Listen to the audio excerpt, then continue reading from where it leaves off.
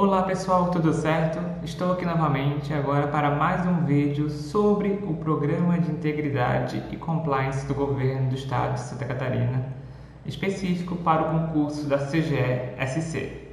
Bom, o primeiro passo então foi a gestão de risco, que é bem simples, tá pessoal? Tem que focar naquele organograma que eu abordo no último vídeo. E o segundo passo para um bom programa de integridade é o estabelecimento de um código de ética e conduta. Então, o que a normativa catarinense aborda sobre a importância desse código de ética? Bom, o primeiro passo, então, é analisar os riscos que o governo do estado tem em si, né? Não somente riscos operacionais, mas riscos relacionados aí a problemas internos, riscos éticos, riscos que podem afetar aí a operação e o atendimento da função do Estado em si, né? Bom, então depois de tu analisar esses riscos, é necessário fazer uma análise, né? Uma análise do que condutas nós queremos que nossos servidores façam e atuem durante, né, pessoal? Durante a sua atividade profissional. Qual é o código de ética? Quais são as diretrizes que nós servidores, vocês futuros servidores, devem seguir. Um ponto importante, né? Cada órgão ou entidade aí da área estadual tem que ter um documento com as suas próprias orientações. Tem que analisar qual é a realidade, né? Então, por exemplo, a Fundação do Meio Ambiente, ela tem que ter um código de ética e conduta voltado para fiscalizações ambientais, voltado para as boas práticas na sua atividade. Diferentemente, por exemplo, da área militar, que tem que ter um outro código de ética e conduta, né? São diretrizes similares, porém adaptadas à realidade do trabalho, né? Então esse é um ponto importante que a normativa estadual aborda, né? Que cada entidade, cada órgão da esfera tem que adaptar à realidade e criar seu próprio código de ética e conduta, né? Então isso é muito importante, por isso que ele é específico para cada órgão, né? Cada órgão tem que ter essa adaptação para o seu contexto. Isso é muito importante, né? A área ambiental, a área militar, a área administrativa.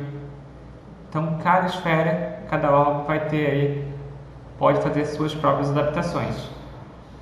E o código de ética, né, pessoal? Ele é basicamente o norte para como os servidores vão atuar, como eles devem agir em cada situação. Eu vou mostrar para vocês aqui depois o código de ética e vou explanar para vocês um exemplo, tá? Um exemplo tanto da gestão de risco, código de ética e depois a matriz de responsabilidade, que são os 3 passos do programa aí de integridade e compliance. Eu vou mostrar num vídeo futuro, tá? A aplicação prática e alguns exercícios aí desses 3 tópicos do programa. Bom, o que tem que ter dentro do código de ética? No geral, a legislação aborda aqui, primeiro, tem que atender a legislação, ao programa de integridade, as normas profissionais aplicáveis. Então, por exemplo, engenharia tem um código de ética específico, que tem que atender algumas normas, a contabilidade, a administração. Dependendo do conselho, tem regras específicas e tudo isso tem que ser analisado dentro desse código de ética e conduta. Registro de padrões de ética e demais diretrizes relacionadas à probidade. Então, a probidade administrativa é algo muito impactante, né? Então, tecnicamente, o que for abordado, né, tem que atender, né, tem que estabelecer padrões relacionados à probidade administrativa. O cuidado com a imagem da instituição, né? Então, quando nós estivermos como agentes públicos, nós não podemos denigrir a imagem do Estado, né? Denigrir a imagem de onde nós trabalhamos. Isso prejudica muito, né, pessoal? Então, isso tem que estar estabelecido dentro do Código de Ética. Questões de conflitos de interesse, esclarecimento de forma precisa a respeito de como deve ser desenvolvida a prestação de serviço público. Sempre, né, pessoal, para evitar problemas de integridade, que é o ponto-chave, né? Integridade e compliance são pontos-chaves aí dessa normativa. Esse é o principal foco, né? Outro ponto, relação com parceiros, fornecedores, contratados. Isso tudo deve ser avaliado no Código de Ética. Será que é legal aceitar presente de fornecedores, por exemplo, né? Ou de contratados? Claro que não, né, pessoal? tudo tem normativas específicas que devem ser aí analisada conforme órgão a órgão. Também, segurança da informação. Hoje é um ponto muito importante. Propriedade intelectual. São temas mais recentes que também devem estar abarcados pelo Código de Ética, né? É claro que cada órgão faz sua própria adaptação, mas esses são pontos aí importantes. Pessoal, eu creio que não é um tema muito difícil assim no concurso. Eles não têm como complicar, tá? Eu acredito que a parte mais chata será o próximo vídeo, que é a matriz de responsabilização. Mas o Código de Ética e Gestão de Risco, pelo menos relacionado ao Programa de Integridade e Compliance, não tem como complicar, como fugir muito disso, tá?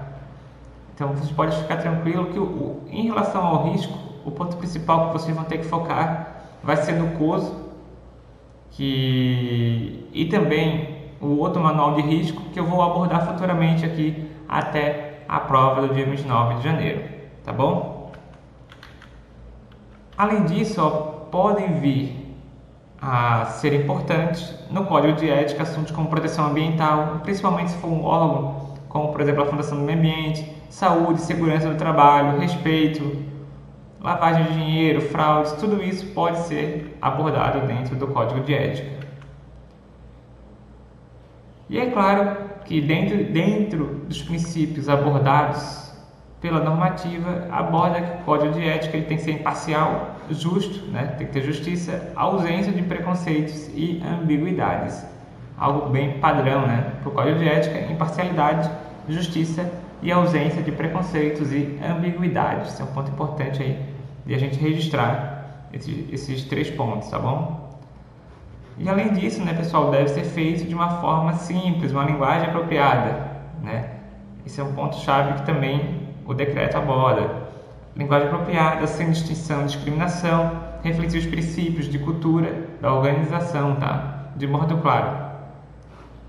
E é claro que todo Código de Ética deve esclarecer as consequências para as violações do Código.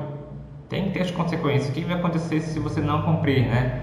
De maneira clara e objetiva, de modo que todos os servidores possam conhecer previamente as regras. Então esse é um ponto muito importante também para o Código de Ética. Ele tem que abordar as consequências. Olha, você vai ganhar uma punição, uma infração administrativa, ou não, em relação a isso você vai ser expulso, um processo aí de demissão. Tudo isso tem que estar pré-estabelecido, né? E abordado já no Código de Ética e Conduta, um ponto bem importante. E é claro, tá, pessoal, que dentro desse escopo, o nosso programa de integridade ele tem que ter iniciativas de treinamento. O servidor ele tem que ser levado a conhecer o Código de Ética. Não é à toa que vários setores, por exemplo, quando você entra, você já ganha um livrinho do Código de Ética e Conduta, ou você passa por um treinamento, né, com essas informações, porque isso é importante e está determinado na normativa do programa de compliance. Então, esse é um ponto bem importante. E não só o Código de Ética, pessoal, depois nós temos as questões de condutas. Olha só, como que funciona essa terceira fase? Primeiro, construção do Código de Ética, realização de uma análise da sociedade sobre esses normativos e depois uma construção de código de condutas. Então, condutas realmente, efetivamente, como vai ser a atividade, quais são as condutas aceitas, né? É claro que eu já vi que nem todo órgão tem esse código de conduta, mas ele é importante também para o servidor conhecer como ele vai fazer, né? O que ele deve fazer, o que ele não deve fazer. Então, isso faz parte dentro do Código de Ética e de Conduta, a segunda fase do Programa de Integridade e Compliance. Esse aqui, tá, pessoal, é o ciclo do CGE Santa Catarina, né? Como deve ser feito aí esse Código de Conduta. Alguma dúvida sobre esse assunto? Pode mandar por e-mail, tá, pessoal? Acessem também o site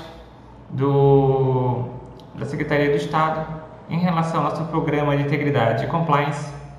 Vou fazer mais 2 vídeos, um finalizando a matriz de responsabilização e no outro mostrando um exemplo prático aí do governo do estado. Qualquer dúvida fica à disposição. Vamos que vamos, pessoal. 29 de janeiro é a nossa prova, então é hora aí de focar. Um grande abraço a todos e até a próxima.